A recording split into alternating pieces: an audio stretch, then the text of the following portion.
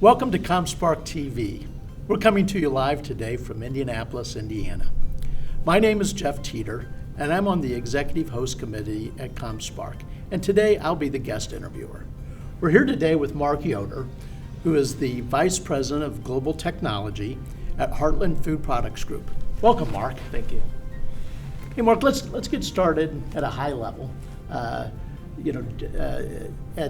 the IT field, what do you face as one of your most concerning issues, or your peers in this marketplace? What are they facing as one of the most concerning issues in the IT field? I think one of the biggest, most recent topics in the IT field is how the IT department or the IT technology group can effectively embed themselves into the organization to provide the leadership that's needed to drive technology throughout the organization in an effective manner, versus just kind of sitting back and waiting for requests to come in for systems and then implementing them and then stepping away, to really embed ourselves in the organization and to make sure the systems are being used, make sure processes have actually changed within the organization to effectively use the products. So, Okay. yeah. And we see that in other organizations as well, some more, some less, getting away from just managing the processing, storage, and network to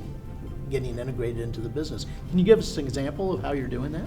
Sure. One of the examples is to create an effective organizational structure. So, for example, we've created positions that are embedded within the business groups instead of just being traditional IT. So we have something called a process improvement technologist, where this person is embedded in the operations organization to make sure that they're close to the operations organization on a day-to-day basis. They're making sure that systems are being effectively used. They're making sure that people have changed their processes to take full advantage of the systems versus just the systems being a system of record or an afterthought and us walking away after implementation, to make sure we're there long-term for the group.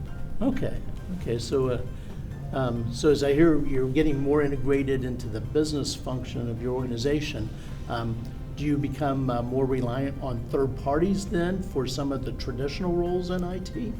That is correct. So for some of the more traditional, I would call back office roles of IT, we can rely on technology partners where that is their speciality. And for a company our size, we don't have the critical mass to staff up effectively to get the same ROI for those services as we would with a third party.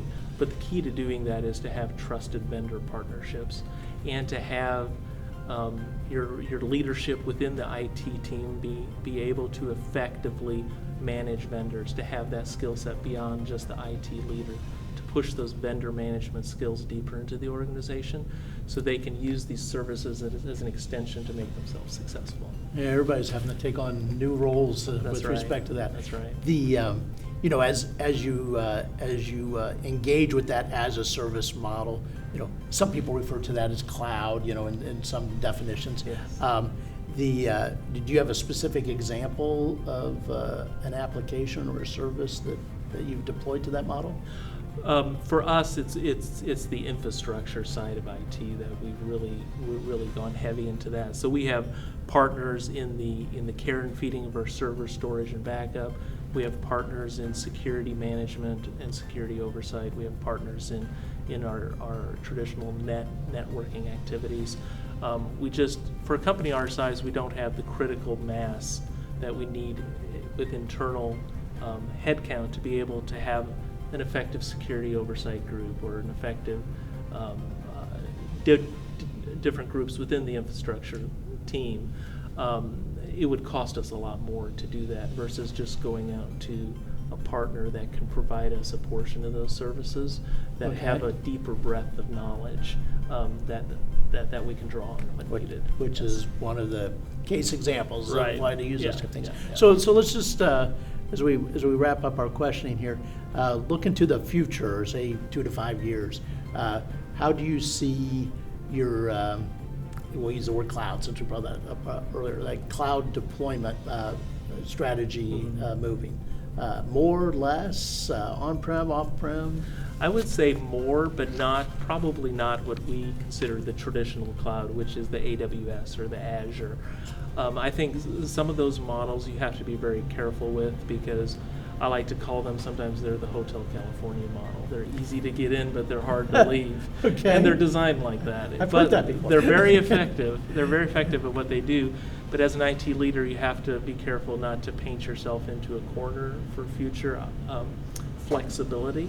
And I think that's one of the key pieces you need to do. So we're looking at things, anything from cloud in certain cases to platform as a service, to Okay. infrastructure as a service, to on-prem in some situations. Mhm. I really feel there's not a single answer that you can come in with. It all depends on your organization, how choppy your growth is, or how choppy the business is, and how fast you need to draw up and draw down, and how flexible you need to be, Right. and what your CFO's strategies are. So all that plays into the ultimate decision on where you land on the cloud spectrum.